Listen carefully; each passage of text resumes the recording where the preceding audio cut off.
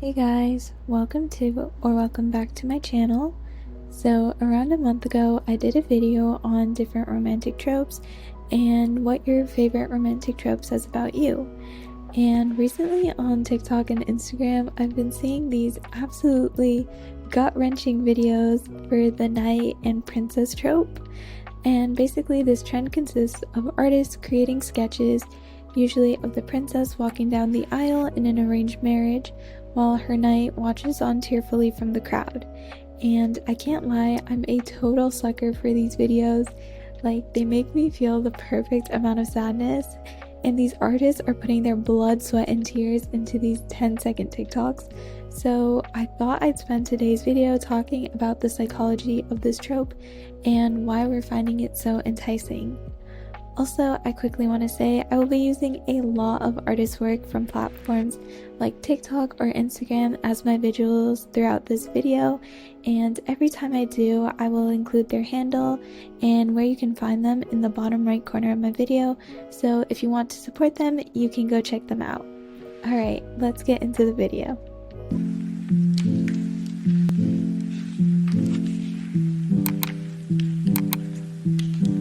At its core, the knight and princess trope is about forbidden love, devotion, and protection, three of the strongest emotional triggers in storytelling.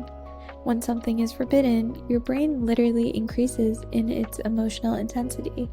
This is called the forbidden fruit effect, when we want what we're told we can't have.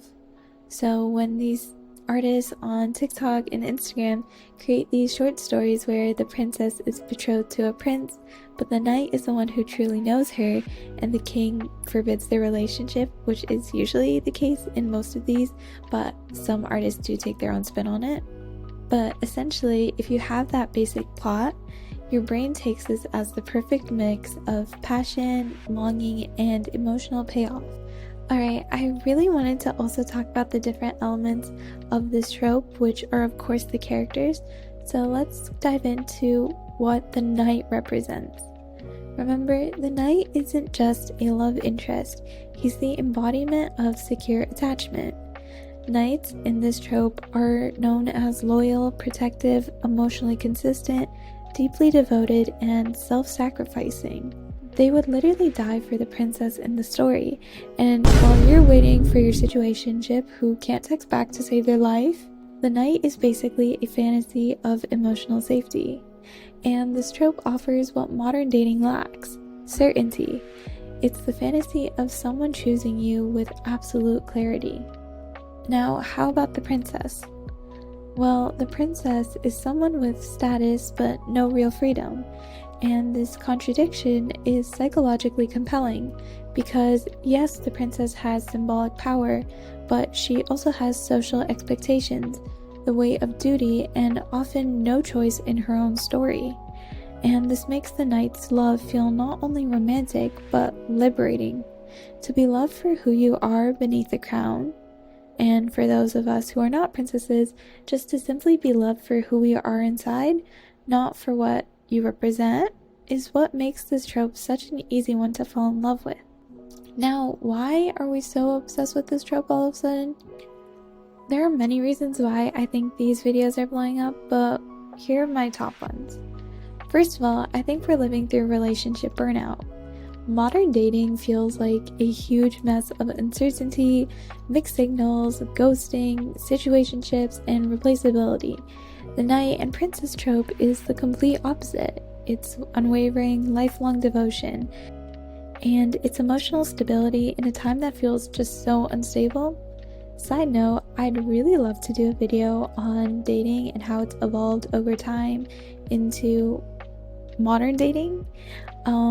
So yeah, let me know if you guys would be interested in that, because I think it could be a fun topic to look at from a psychological point of view. But yeah, I would just want to hear what your guys' thoughts are on that. So let me know in the comments below. Alright, the second reason why I think this trope is blowing up is because in this trope, the knight is powerful but very gentle with the princess. He's a protector, not a controller. Today's audiences want masculinity that's loyal, selfless, emotionally committed, protective, but we don't want possessiveness. and the knight checks literally every box in that circumstance. Also, I do think it's a little funny that at the same time this trope and trend is blowing up, there's also the opposite trend where people make fun of the CEO, like billionaire Wattpad trope that has been going on for years. I don't know if this is just me being chronically online, but I love seeing those videos, and I'll make sure to insert one here so you guys know what I'm talking about.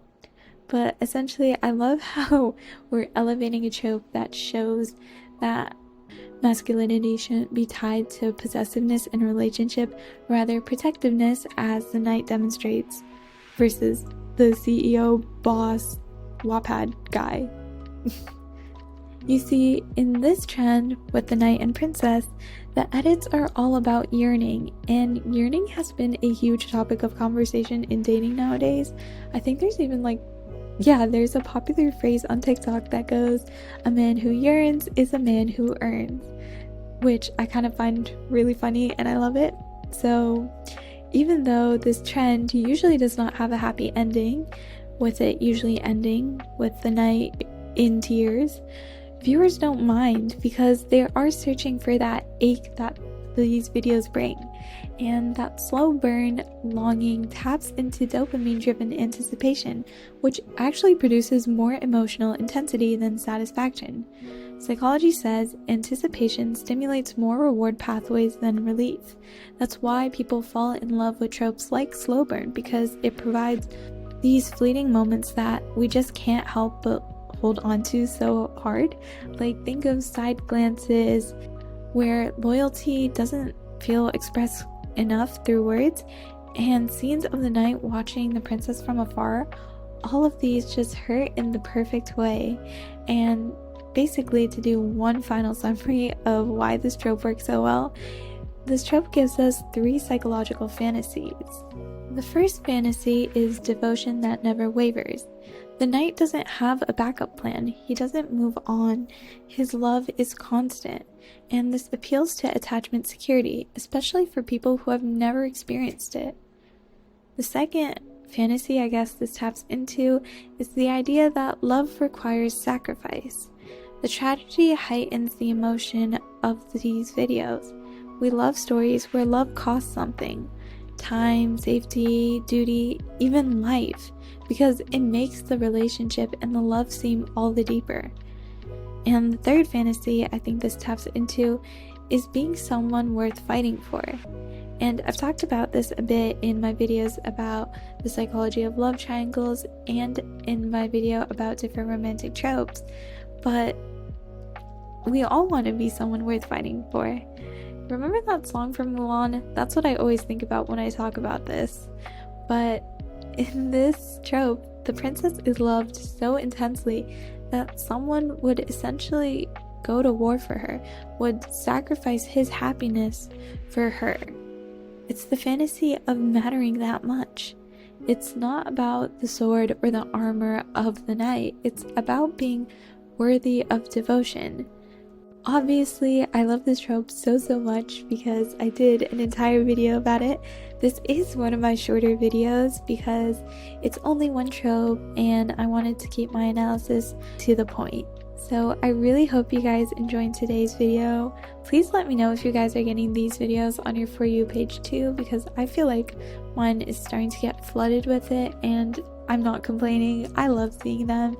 And if you guys have any artists who have done this trend that you recommend, put them in the comments below. I'd love this to be a shout out space for that. And also let me know what else you guys want me to talk about. Yeah, that's basically it for today's video. Thank you so much for watching. Make sure to like, subscribe, and of course leave a comment. And I'll see you in the next video. Bye!